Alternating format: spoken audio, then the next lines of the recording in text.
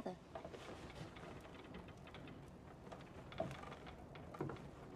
Aren't you cold? No. What are you reading? The Dance of Dragons. What's it about?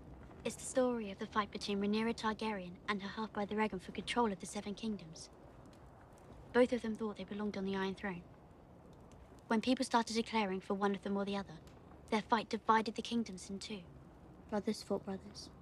Dragons fought dragons. By the time it was over, thousands were dead. And it was a disaster for the Targaryens as well. They never truly recovered. The Dance of Dragons. Why is that a dance? It's just what they call it. Doesn't make much sense. I think it's poetic.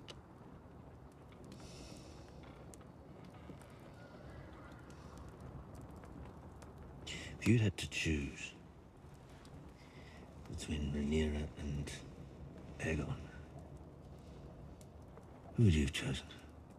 I wouldn't have chosen either.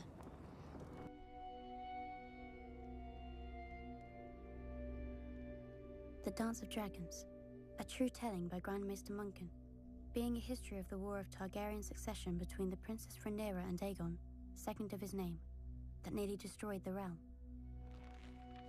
The Dance of the Dragons. A stupid name for a Targaryen civil war where my ancestors danced away my birthright. Before the war, House Targaryen counted 18 dragons. By the end, we had 2, and nearly as few Targaryens. We would never be as powerful or as feared again. The dance began, as many dances do, with an old man and a young girl. The queen had failed to produce a son for her king, so he anointed his daughter, the Princess Rhaenyra, as his heir.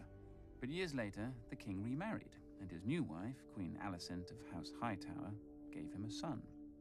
Feeble and foolish, the old king refused to change the succession. He didn't even see how his court had split into 2 rival camps of blacks and greens, after the dresses that the princess and the queen had worn to some tourney. One night, a servant found the old king had died in his sleep, and ran to inform Queen Alicent.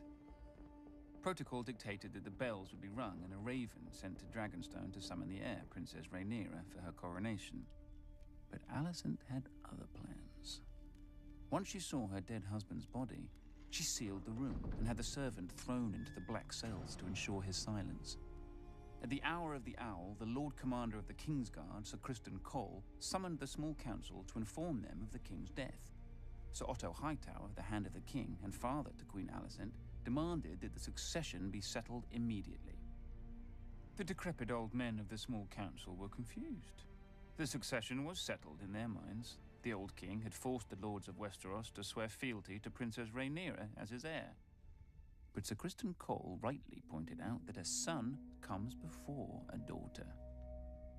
The council argued until dawn, when the Master of Coin finally stood up and declared he would have no part of treason.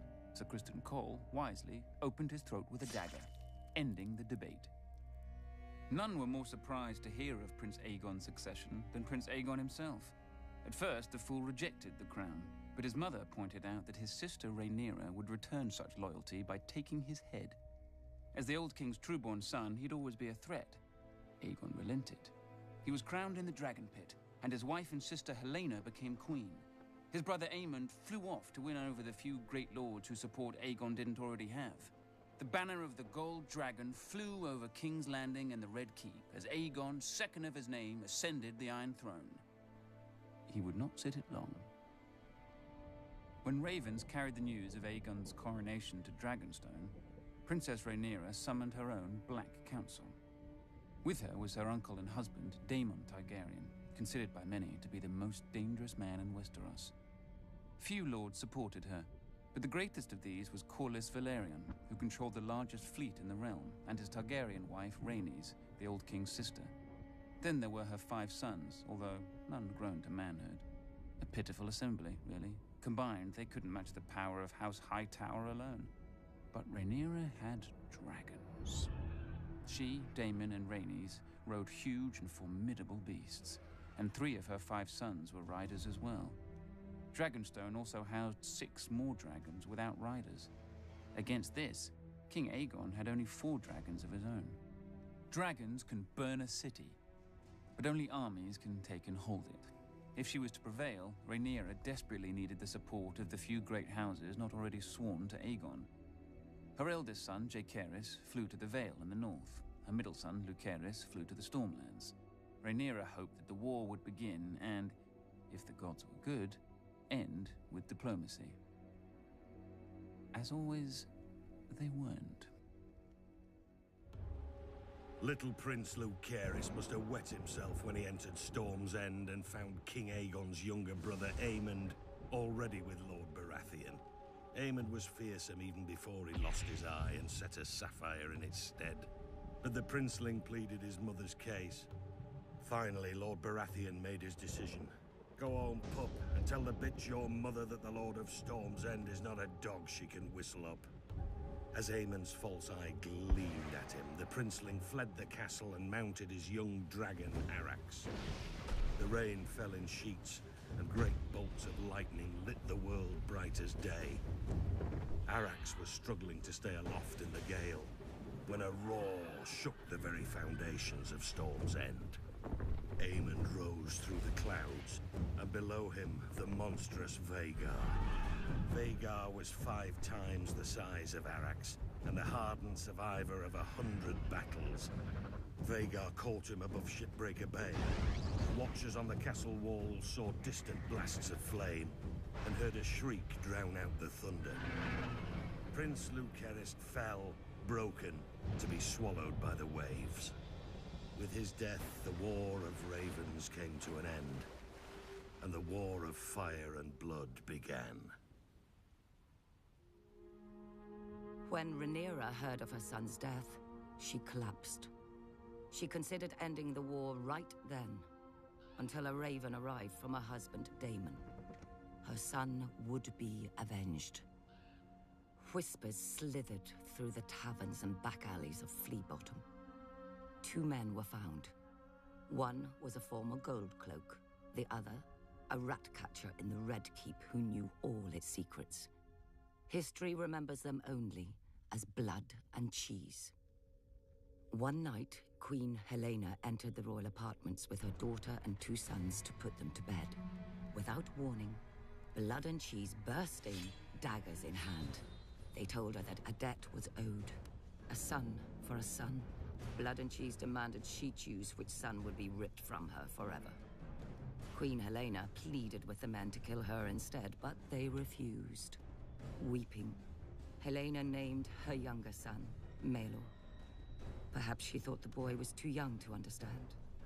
Or perhaps because the older boy was King Aegon's firstborn son and heir. You hear that, little boy? Cheese whispered to the younger son. Your mama wants you dead. Then Blood struck off the older boy's head with a single blow. When the guards burst in, they found Queen Helaena still screaming, clasping her dead son's body to her, mad with grief. The blood of their children transformed a dynastic dispute into a war of annihilation. The grief and rage of losing a child could burn down the world.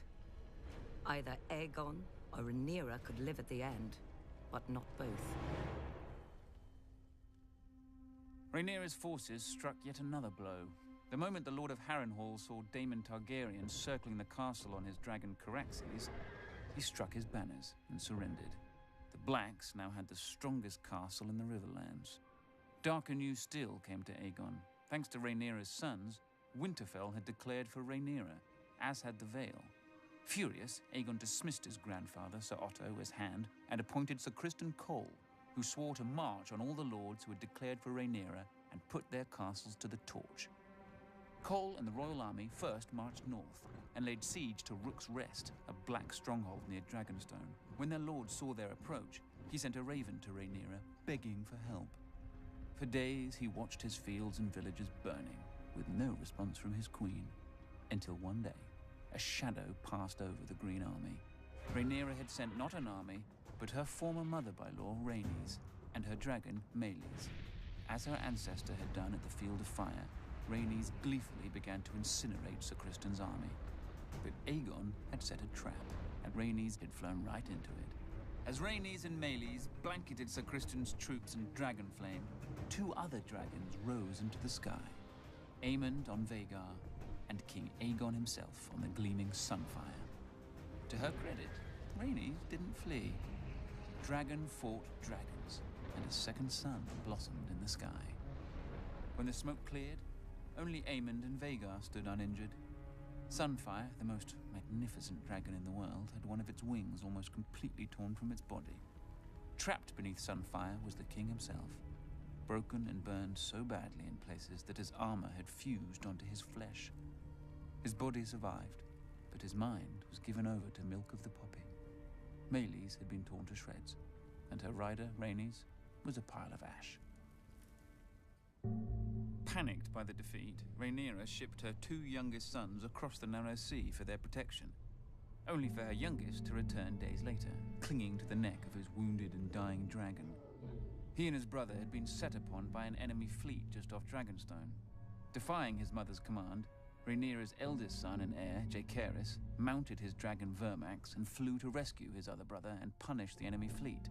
But the foolish boy let Vermax be hooked like a trout and dragged into the sea, where he soaked up even more arrows than seawater. His brother disappeared over the horizon or beneath the waves. No one could say for sure. With the loss of 4 dragons, Rhaenyra's only advantage was fading. Luckily for her, over the centuries, House Targaryen had spilled more than blood on Dragonstone. She promised gold and title to any of the Targaryen bastards who could tame the 6 unclaimed dragons on the island. These bastards were called the Dragon Seeds, though most were called Supper. And perhaps the dragons were eventually sated, or bored, but 4 of them accepted riders and were enlisted in Rhaenyra's cause.